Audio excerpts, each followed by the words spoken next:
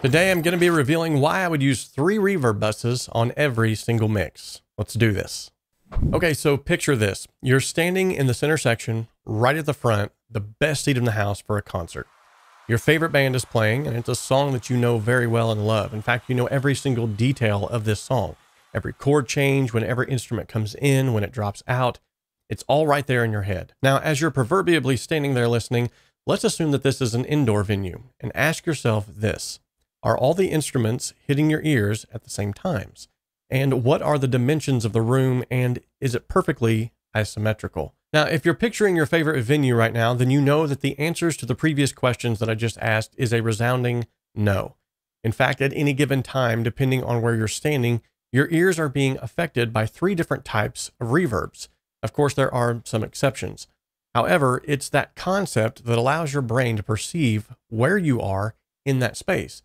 It's from this mode of thinking that I approach a mix, and it's why I use 3 reverb buses. So please hear me out. So in order to properly recreate that space that we were just daydreaming about a little bit earlier, one would need to replicate what the sound is doing in that room, right? So by creating 3 reverb bus channels, one for small decay times, one for medium, and one for large, or close, near, and far sounds, my aim is to recreate that space using varying amounts of reverb on each track. And by using sends, I have full control over how much reverb is affecting the audio and where it sets in the room with the use of panning. So to further illustrate this point, here's a sound example of this concept actually being utilized in a mix.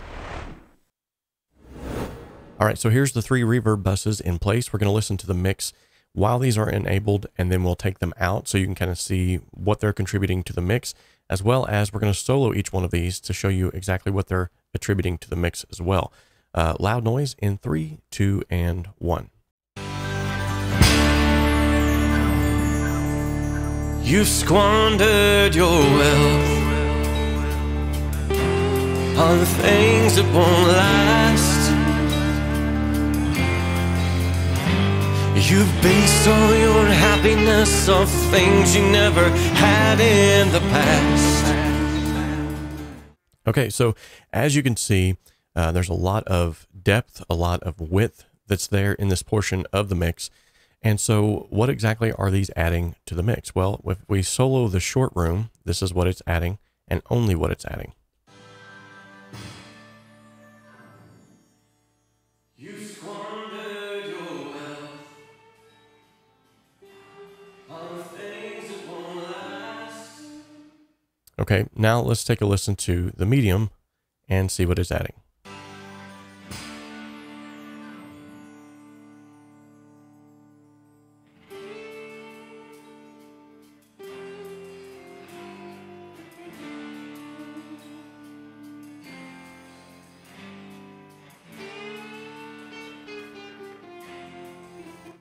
Okay, and lastly, let's take a listen to the long. You squandered your wealth on things that won't last. You've based all your happiness on things you never had in the past. Okay, so as you can see, each one of them is contributing sort of a different spatiality to the mix. And when we remove them from the mix completely, this is what you have.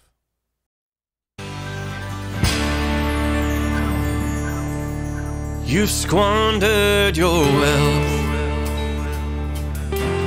on things that won't last. You've based all your happiness on things you... So to keep with the concept that I spoke about earlier in the video, if you are standing in a concert hall and you are watching the lead vocalist, that sound would reach your ears at different times. And so this is what this is literally recreating. Now, if we were to look at the drum track, you can kind of see how the send structure goes, as well as over here. So some of them are going to the short, medium, and long. Some of them are only going to the medium and long. And that's the beauty of using these 3 reverb buses. You can then adjust the varying amounts of signal that's going to those buses so that you can essentially create a space for them. And if you're already used to the concepts of reverb, then you know that things that are farther away are going to be pushed into the long haul, whereas things that are closer to us but still need space will be used in the short room. So you can literally begin to structure your mix based off of front to back and even side to give it a full 360 degrees of depth.